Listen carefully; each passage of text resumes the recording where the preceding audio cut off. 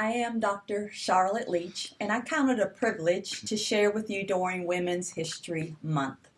In 2013, Alicia Garza, Patrice Cullors, and Opal Tometi created a Black-centered political will and movement building project called Black Lives Matter. This member-led global network now has more than 40 chapters. The major counter to Black Lives Matter is All Lives Matter. Of course, those who push this idea are hoping to derail the needed conversation about racism so that life can continue as usual. If we go back to when Jesus walked the earth and what his ministry portrayed, we can easily note that for Jesus, yes, all lives matter. But if we bring to bear the culture and the environment of biblical times, we can imagine that a women's lives matter could have been the first Lives Matter movement. Women were the first to suffer and face discrimination. This Women's Lives Matter movement could have easily been started by Hagar, by Rahab, the woman caught in adultery, or the woman at the well.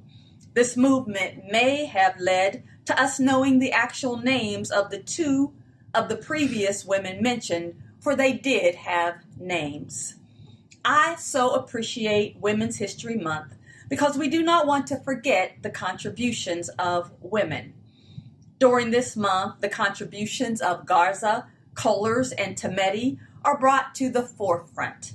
Our young children, especially our little girls, need to hear names and know about women like Mother Teresa, Indira Gandhi, Toni Morrison, Marie Maynard Daly, and Fannie Lou Hamer.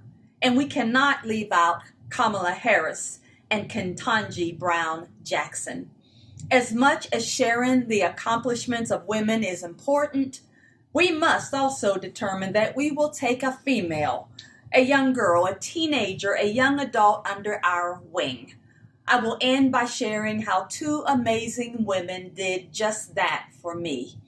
The first I knew only for a short time during my last year of high school at a predominantly white school. Miss Carol Aston was my 12th grade English teacher. About halfway through the year, she asked me to stay after class and then got right to the point, asking me what did I plan to do after graduation. I told her that I had really not thought about it.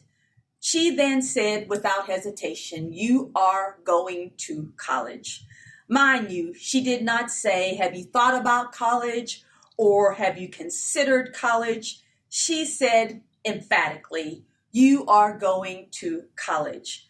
Because of the surety of Miss Aston's words, I began to think that maybe I could, and I did. 4 years later, I graduated from Robert Morris College in Moon Township, Pennsylvania, with a 3.6 GPA and without owing a dime. I will always be grateful to Miss Aston for seeing in me what I had no idea was there.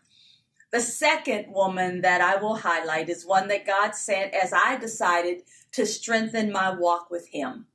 Mother Cora Brown was one of the first persons to approach me when I joined Friendship Baptist Church in College Park, Georgia.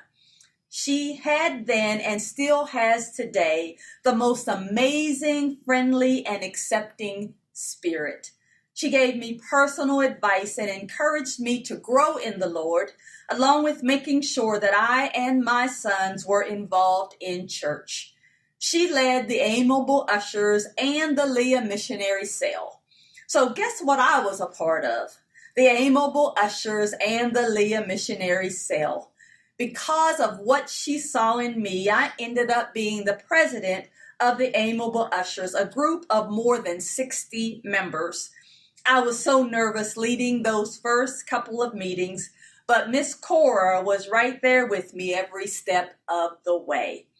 From there, I led the children's ministry and was asked to be the speaker for Women's Day. Because of how God orchestrated, these two women had a remarkable impact on my life. as we celebrate and consider the amazing contributions of women during Women's History Month, let us realize that as we see and stir up gifts, as we lift, as we guide, and as we encourage girls and young women, we too are contributing to women's history. God bless you.